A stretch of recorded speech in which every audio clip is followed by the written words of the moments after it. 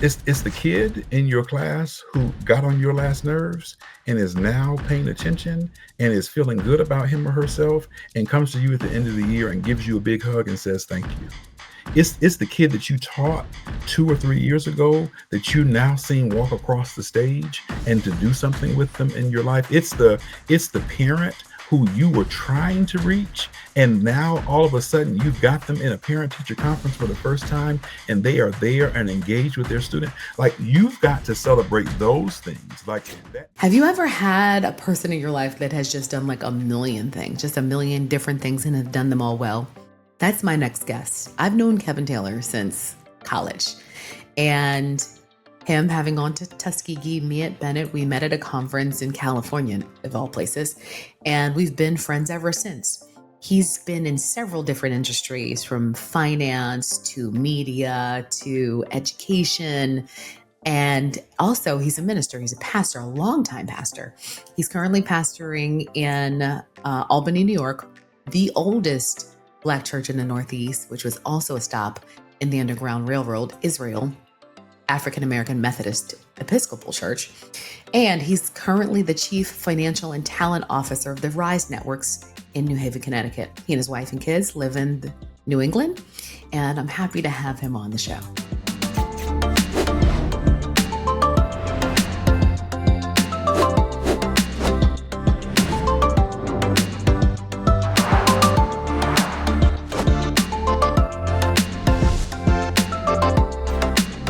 Kevin, welcome to the show. I'm so glad to have you. Thank you so much for having me. I'm excited to be here. Listen, I don't even want to say out loud how long we've known each other. Like, it's actually, we don't talk about that. Decades is the answer. Decades. But one of the things that I think is fascinating about, one of the reasons we wanted to have you is because you have such a robust career, from executive roles to finance to education and ministry. Talk to us about like the journey from, all the way from college to now. Like, how did all of the things happen? Yeah, so again, thank you for having me. I'm really excited to be on the show, and I'm excited for the work that the Lord has blessed your hand to be able to achieve. It really is truly impressive. If we go back to that conference on race at Stanford University, where you were at Bennett and I was at Tuskegee, to think about what the Lord would have done in our lives through that time, it's just amazing to this many years later still be able to connect on topics that matter to us. And so when I was at Tuskegee, I was a political science major, having grown up in Ann Arbor, Michigan, and had a strong math background. And my political science professor said that there are some students in political science who need help in math. And so I began just tutoring for free students in the political science department, some of whom I'm friends with still today. And one day the math department chair saw me in the office saying, "Hey, you should become the math department chair." And I'm like, "Well, the political science department and the math department are next to each other, but like, why should I? Like, you got math students already." And so he said, "You ought to go and apply." And so I was a work study student as the math department tutor. And so I worked with one teacher, and I would have like 50 students a night, just tutoring this one particular teacher, that if you came to my tutoring, that you would get extra credit in his class. And so like, I just had a number of students. I share that story, Code, because like, I think it's true that your passions will tell on you. And so like, while I was there for political science, and I'm thankful that political science teaches you to think, I think education has always been the thing that has been a part of who I am, and it's in my DNA. And so like that tutoring translated into work in organizations that were focused on tutoring. I moved to Los Angeles and was working for a magazine publisher in finance. And when I decided to move to New York, I could have continued in that same company, but I said no. Like, let me take these finance skills to a different company, and I worked for the Princeton Review, which at the time was working to be able to help students to be able to pass those high stakes tests. And I wasn't even in that division. I was in the division that was working to help students pass their high stakes end of the year tests. But I trained to be an SAT an ACT teacher, and that was just a part of like who I am and who I was, and like so I did that on the side, and it just became something that was a part of me. And when I moved from corporate America to the charter school sector, it was in part to bring the corporate finance experience that I had gained working in multiple places in LA and in New York to a different sector. And I admit being initially skeptical, child of an educator. My sister graduated Bennett like you, has now 23 years in the Charlotte Mecklenburg Public Schools post Bennett. I'm not sure about this charter school thing, but I know that they're getting results for children of color. And so what is it that I can do to make a difference? And so charters led to more charters and more responsibility. Ultimately, I became the chief executive officer of a charter school in Boston that had unionized. And from there, when the organization was stable, I moved into a different sector, a different chapter of my life where we focused on clean energy. And so from there, I'm now in a role back in education, but like with this strong sense of understanding that clean energy is going to change the face and the economy of America. And if the people of color are not at the table, they're going to miss out. So that is a summary level of how I got there. There are twists and turns along the way, but one of my favorite poems talks about the idea of the tapestry that ties us together. It tells the story of this little boy who's sitting on his grandmother's lap, and he's saying, "Grandma, what are you doing?" She's knitting, and he says, "That doesn't look too good." And then she says, "Well, go run ahead, boy, play." And so then when she's finished, she calls him to her lap, and she shows him what she has knitted, and she says that you see on the underside, looking at all these colors and knots were coming together, didn't make sense to you, but once you saw how the picture unfolded, once you see the beauty of what has been displayed, it becomes clearer how these colors, these things that have seemed insignificant, have made for the beautiful tapestry that is before us. And so I look forward to the day where God is going to sit me on his lap and say to me, "Well done, my good and faithful servant," but to be able to see how all those things have prepared me for what it is that he would want me to do. Listen, there's a book, I think it was by Alice Walker. It's called The Third Life of Grange Copeland. And the arc of the conversation is that this man has lived multiple lives. And I, based on your conversation, you, sir, have lived multiple. Yes. I think you probably in your fifth life. Well, listen, we only have one life to live, and I'm trying to make the most of it. I really am. And it is remarkable to think about the number of experiences that I've had and the number of people I met along the way, people who I still keep in touch with. But I'm thankful. I really am grateful for where the Lord has brought me. You said something, because we're going to get to like the fact that you had some bad leaders and that it sucked. But you said something that I thought was interesting. You said that you were skeptical about charter schools. Now, in the season, we're talking to educators and we're talking about what makes their jobs difficult and, the personalities and the situations. I have not met an educator who doesn't love educating others. Like we haven't come across people who are just in it for the money or in it for the prestige, right? You're not going to find a whole lot of that in this field. But tell me, what specifically made you skeptical about the charter school situation? Yeah. So thank you for the question. I think charter schools have been accused of cherry picking the best, and so that they're getting the results that they have because they have taken the best from districts. And then there's also the argument from charters that they're taking money from the traditional public schools, and so as a result, they are bad and they are hurting districts. And then, of course, the idea that charters are backed by, in many cases, by philanthropy, and that philanthropy has has its own ideas of how students are to act and to succeed. And so, what is the role in which those things come together? The district, the money, the students, and of course, charters have an opportunity. In exchange for good results, you don't necessarily have to live by union rules. Like, look, my parents were both union. I remember when the teachers went on strike in Ann Arbor in my sophomore year. Like, I'm clear on what unions are and what they mean. And so, but again, those not so much things counting against the charter, but like, okay, is this something I really want to dub my toe into? But then on the other side of the equation, you have strong results, and you have communities of color benefiting from the work that is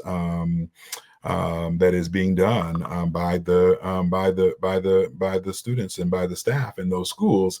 And so, can you deny the fact that for whatever reason, the longer school day, the structures that are in place, the commitment to children of color, can you deny that it is actually making a meaningful impact and changing someone's life? And so, to me, it was something worth exploring. It was something that, if I could bring my skill to, then I could actually benefit from, and I can learn more about, and that's what happened. And so, I now know differently about this skimming. I know, or cherry picking. That's not true. I know differently about the relationship with unions. There are some charter schools that are unionized, particularly in the Chicago area. I know differently now about the role of philanthropy, though it can be supportive. I also understand that it can be corrosive, and like, I needed to be able to understand and explore those things. And so, I'm better for that experience, and it has taught me a lot, particularly in this day and age, about the importance of diversity, equity, and inclusion. Like, that is a term that I learned first in my charter school space, and so I'm thankful for. So you mentioned unionization. I myself am a Teamsters baby. My dad was the Mm, shop steward of Teamsters Local 830 in Philadelphia. mm, One of the things, both having been a child of the Teamsters and the mhm. child of union era in Philadelphia, but also as an HR professional, what I know, and you tell me if it's different in education, but what I know, in most cases, people unionize because of bad leadership, either because they're unheard, they're not represented. Like, what have you found in the space in the terms of the relationship between this, the attempts to unionize and the leadership contingency? Yeah, and so, like unions, I think unions have done a lot for America, and so I do not deny the role that unions have played in making life better for all of us. The 40-hour work week, the commitment to health and safety, the Labor Day, Benefits, and I mean, the pension. benefits, and pension, the retirement, like all of those things the union has brought to us. But like any good thing, there are also excesses. But if we talk specifically about City on the Hill, so that was a school that I took over as the CEO in 2018. I was the fourth leader in 4 years, and so the founder of the school stepped down to be able to transition, to be able to focus on other aspects of her life, as she had the exact right to do. Her successor came in and talked about the need to change the pay structure that the organization had committed to under the previous leader, and like, he was ran out of town. Like, that was like, this is we just spent time talking about this pay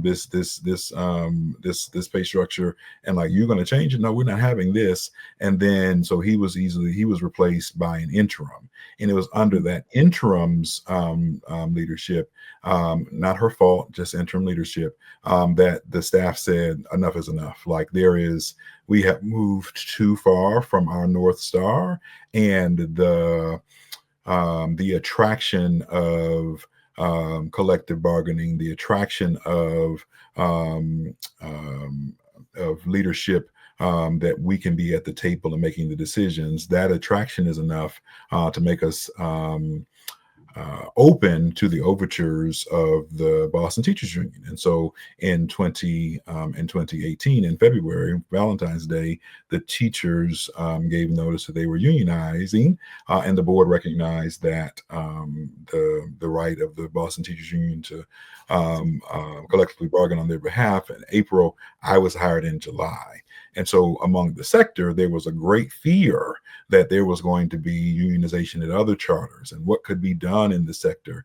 And there were charters that had been unionized in the state, but they had been unionized by the UAW or the IEE. You're now talking about a professional teachers union, one of the oldest in the country, and certainly the oldest one in Massachusetts. And this is the first time that it's not a single site, but a multi-site charter that is unionized. What does that mean to the rest of the sector? So I came in with a lot of weight on my shoulders to be able to negotiate not just in the best interest of City on the Hill, but to negotiate in a way that would be beneficial to the sector. And I'm thankful for what we were able to accomplish together. I think that's, for me, that is the biggest tell of an effective organization, not to judge the existence of the unit, the bargaining unit, as good or bad, or the union is good or bad, in as much as how do we both create mutual success in the existence of each other, right? Because it can't be mutually exclusive. Like the union can't exist without the entity in which it supports. The entity can't exist without the people to do the work. And that it's necessary. I think a lot of times we're driven to polarities or, binary thinking of like, it's either this or that, where it can be both and the entity can still exist. And so I appreciate, you've always been very level-headed and pragmatic. So I can appreciate that. Talk to me about your first bad boss. Like when, I don't know if it was like in high school, whether it was, when you were working for the magazine, like when you realized like, okay, I've worked, I've done this, but you know what? This is going to suck the life out of me, or this is not ideal for my own mental health, wellness, or what have you. Yeah, so I appreciate the question, and I think all of us have experienced bad bosses along the way. I just want to caveat in the example with City on the Hill that City on the Hill is actually closing this year, and so this will be the last graduating class, and one of the first 14 charters in the state is now closing as a result of the things that led to the unionization. And so I don't want to say that the union did it, but the organization had gotten ahead of itself, and it really is a case study in organizational management. And so I don't want to leave that story saying, and it is magically the best it's ever been. No, it's about to close this year, and so its last graduating class is going to walk the stage this month.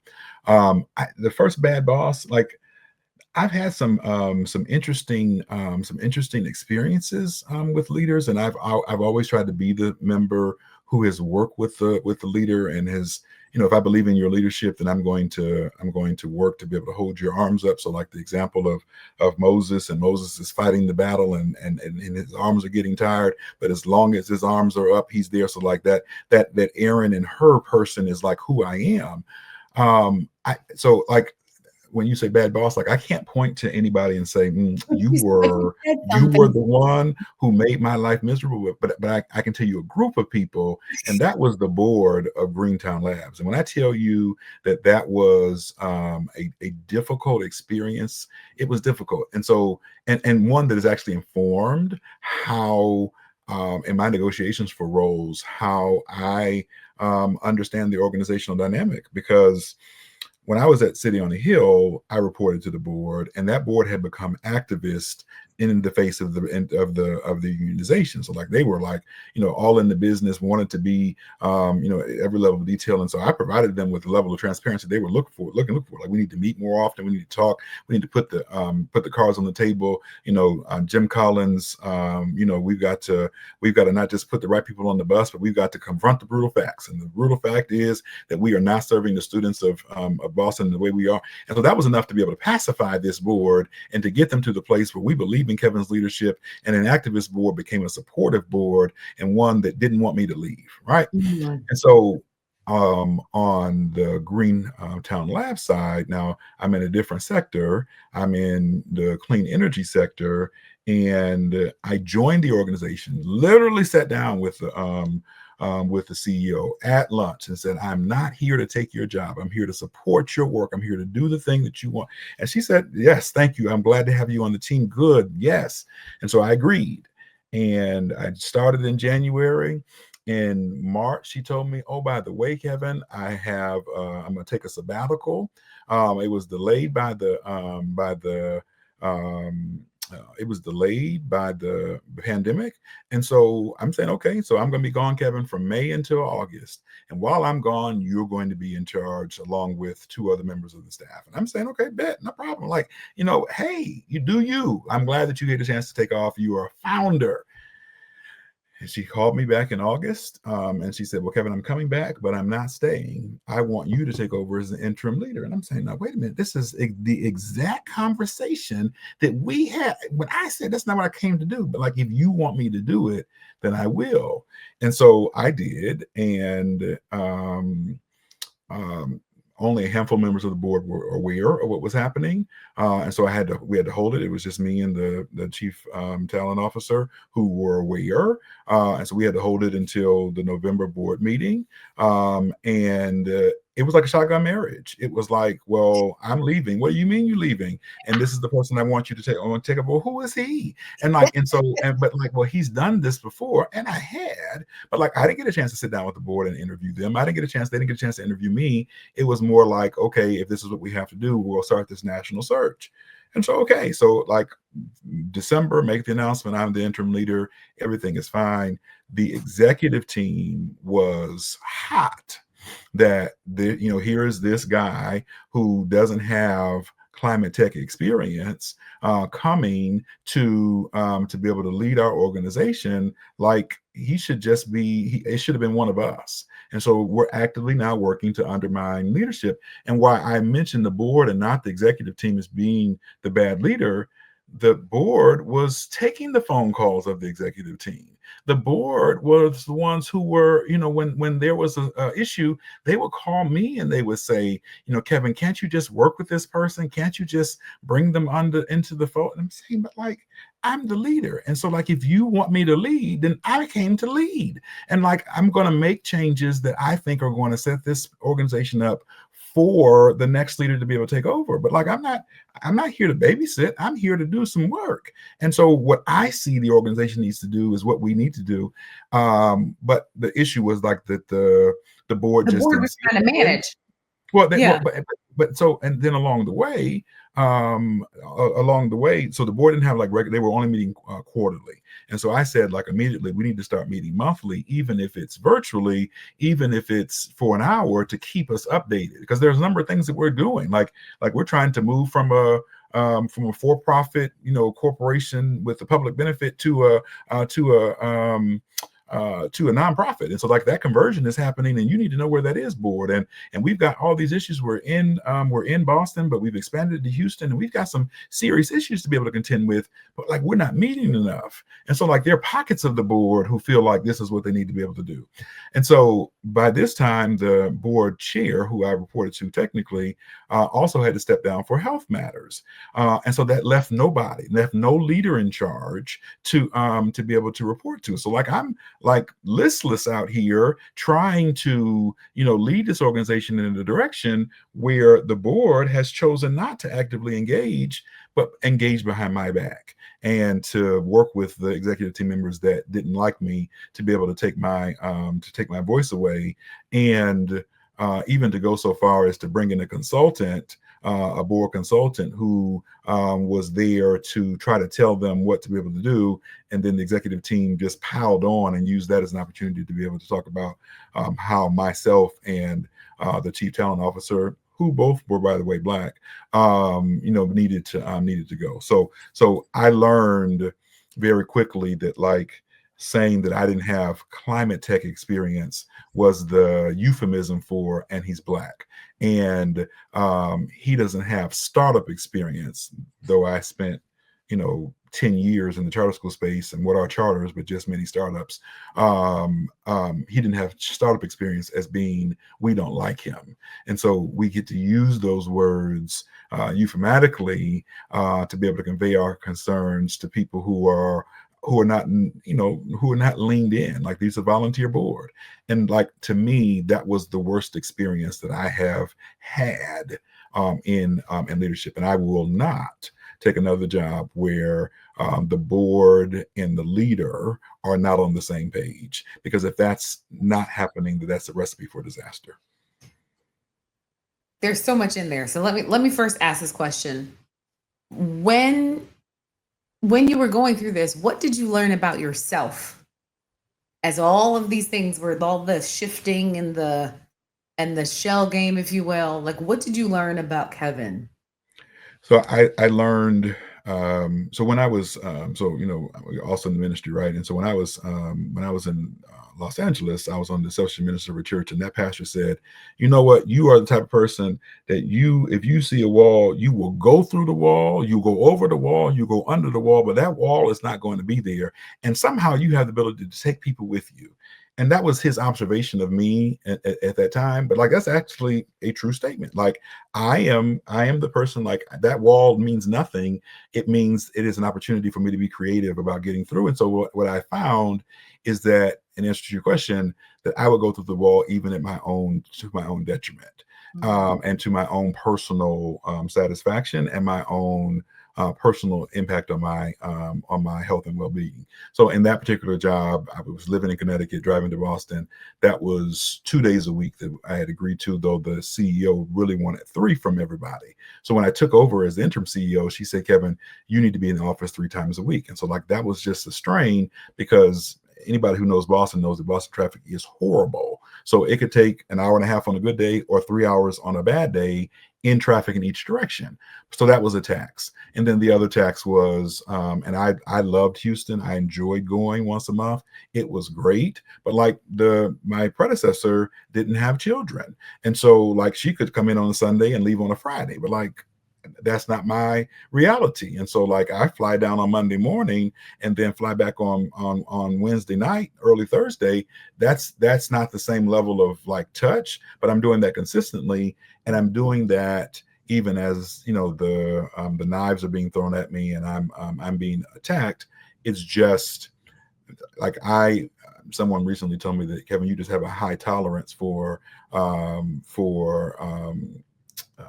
distressed situations, and I do, but it is also like, if I had not been let go of that organization, I would still be trying to tear that wall down, because the wall needed to come down.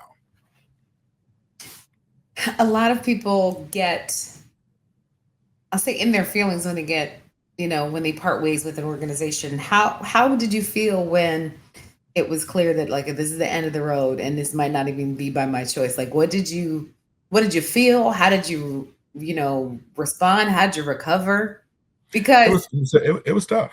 And I was in my feelings for a long time. I mean, even to the way that I wrote the description in my LinkedIn profile, it's not there anymore. But like, I was very clear, like, that I took over for an interim leader. I mean, for a leader with an organization that had suffered tremendous founder's dilemma. I did these things to be able to combat that issue. I think founder's dilemma remains, but like all the other things, like if you read my resume, I'm quite sure you would have thought to yourself, like, he sounds angry, and it wasn't, but it wasn't that I was angry at at myself. I was frustrated because the things that I was doing were the things that needed to be done. And so, like, I stand behind the work, I stand behind the decisions that I made, I stand behind the need to be able to do the thing. But I was angry for a long time, but then the reality of trying to find a C-level job and only having so much severance set in, and there was then not just and move from anger to, like, despair, and an emasculization of, like, running up all my credit cards, not having the resources that I needed. Like it was dehumanizing for a long time. And anybody who has been unemployed or underemployed knows that it's difficult to be able to reconcile those things, and still appear positive in an interview and still describe the position and the situation in terms that are palatable. It was hard. So I did. The Lord really worked on me, and God, now look, your word says that you will supply every one of my needs. But now, God, you taking your sweet time. And so I just need you, Lord, to help me to You ain't got the schedule like, here, bro, when you showing up. I know you can show out, but God, please. And so that's real. And not everybody knows that about what the situation looked like. Beyond my presiding elder, nobody at church knew that was happening. But yeah, it was a tough time in my life. And so I learned a lot about myself, learned a lot about resiliency. But I also learned about what was important. And I tried to prioritize what was important. And the Lord ultimately did provide in this new situation. And I'm thankful. Well, I think that's a really good point to make, is that I hear a lot of people, you either you stick to your values or you acquiesce. Right. I've had some conversations with some educators who are like, you know what? I don't agree with what this is, but if this is all they want, this is all I'm going to give them.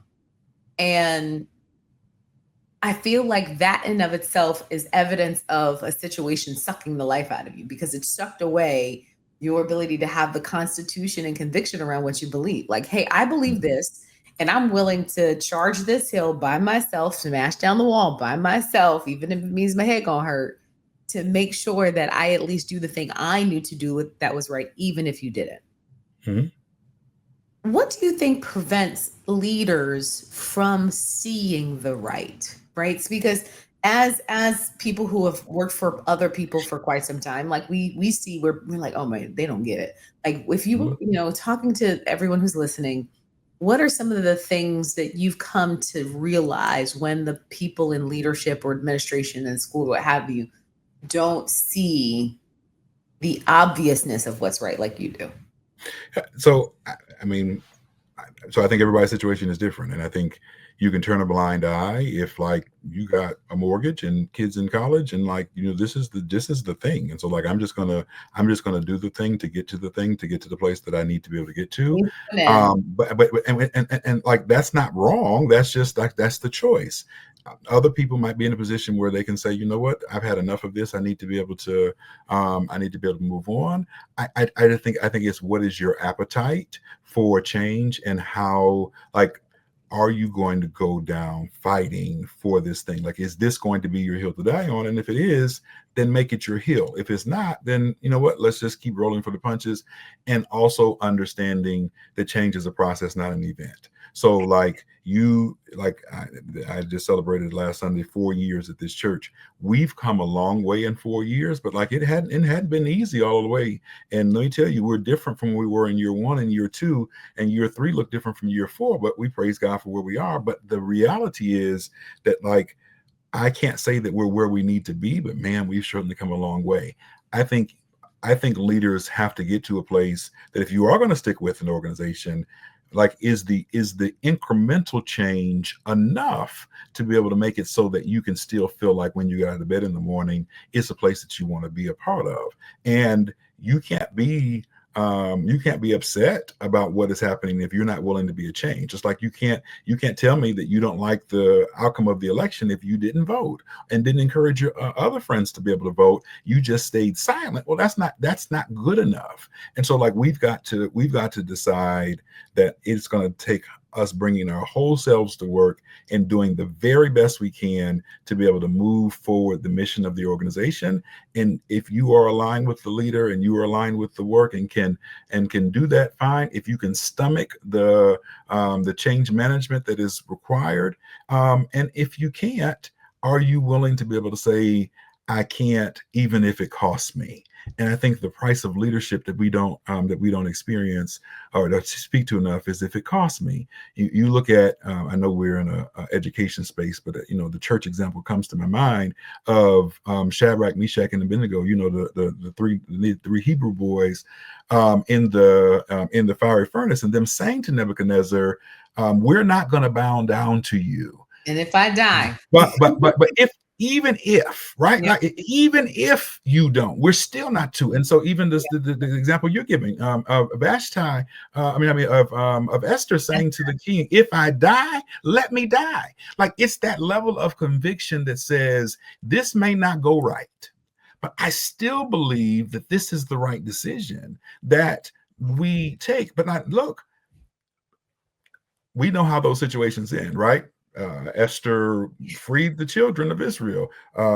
Shadrach, Meshach, and Abednego like got into the fire furnace, and then they came out. Like, but there are also times when that conviction ends in a way that isn't what you want. I didn't want to be unemployed and underemployed, but I tell you, I stand by the decision to do what I did while I was there, and like, okay. At the risk of sounding old, do you feel like we are in a space where people have and live those convictions like they did years ago? And I'm asking, especially because you come from a space of both political science, social justice, like that's in your wheelhouse too.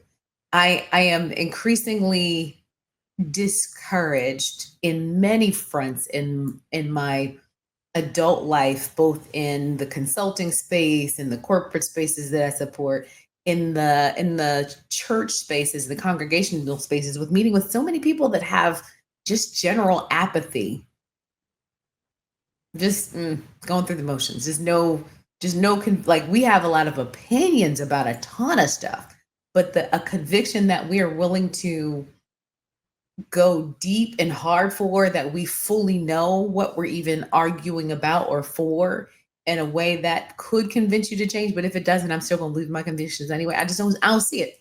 I don't see a lot of that anymore. You tell me if I'm wrong. No, so I think I think it exists. I think it exists in pockets, right? Like your husband is doing it, you're doing it, I'm doing it. There are other preachers that I can point to do it, but I agree with you that there is apathy in congregations and among leaders. I think, as my bishop has said, that people, you know, are blaming COVID for a reality in ministry and in life that was happening. And look, people still have spiritual COVID even after the pandemic has become an epidemic.